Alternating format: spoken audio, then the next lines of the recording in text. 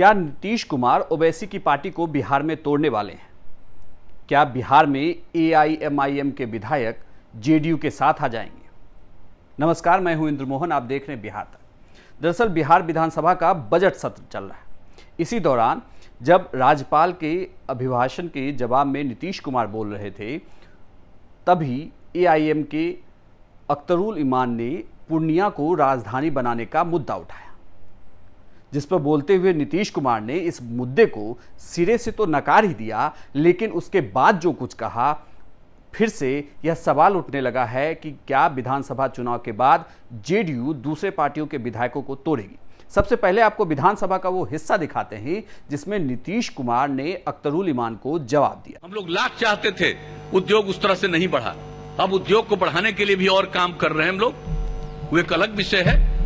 लेकिन व्यापार कितना बढ़ा है और लोगों की आमदनी के बारे में कह दिया। लेकिन कुछ लोगों के बारे में यही स्थिति है कि सही बात को ठीक ढंग से नहीं करते हैं और अब कोई किसान नहीं बचा। अधिप्राप्ति का काम जो पूरा का पूरा हम लोगों का। अरे आप तो नहीं ना भागिएगा।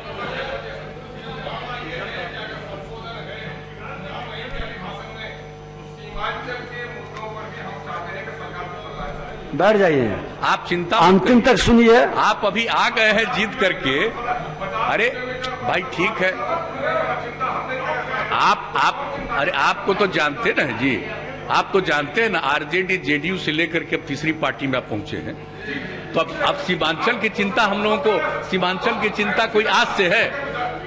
और जरा बताइए तो सीमांचल के लिए जितना काम हुआ है, और आप मिल करके भी दिए हुए हैं।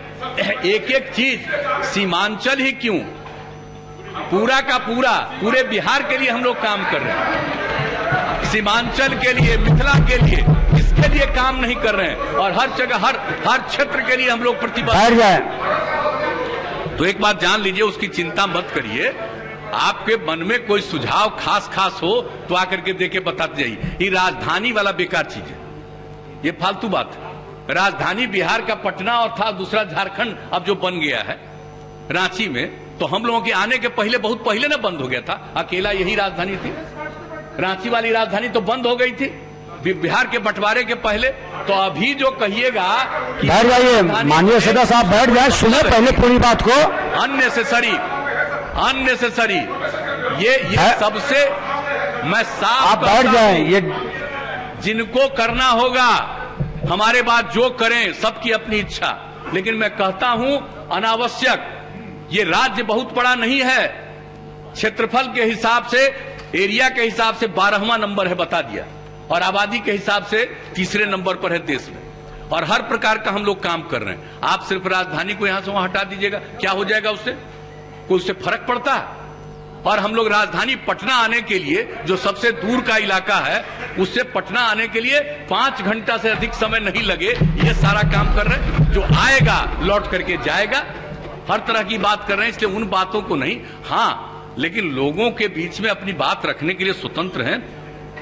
लेकिन विकास के किसी काम की उपेक्षा नहीं की जाएगी। अगर कोई काम बचा हुआ है, हम लोग उसको जरूर पूरा करेंगे। इसमें कोई शक नहीं। बात यहीं पर विधानसभा में खत्म नहीं हो गई कि पूर्णिया को दूसरी राजधानी बनाने का मसला था और जिसे नीतीश कुमार ने नकार दिया। बात इससे आगे बढ़ गई। दरअसल विधानसभा में लगातार नीतीश कुमार बोल रहे थे और स्वास्थ्य के मुद्दे पर वो अपनी बात रख रहे थे कि बिहार में उन्होंने स्वास्थ्य के मुद्दे पर क्या कुछ किया। हालांकि आरजेडी के विधायक वहां से वॉकआउट कर चुके थे।